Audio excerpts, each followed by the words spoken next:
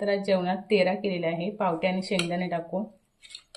डाळ, भात आणि फेण्या तळल्यात. आषाढी एकादशीचा आम्ही उपवास सोडतोय आता. आम्ही आज आषाढी एकादशीचा उपवास सोडतोय. तेरा करायला सांगितलं, आम्ही तेराच करतो उपवासाला. आषाढीच्या सोडताना तेरानी डाळ आणि भात.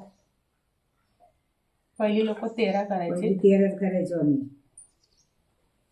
म्हणून म्हटलं मी पण करते आज तेराच.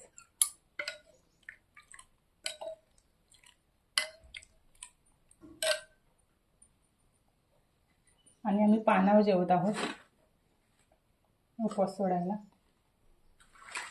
आणि मिरची फ्राय केलेत, सांडगे मिरची.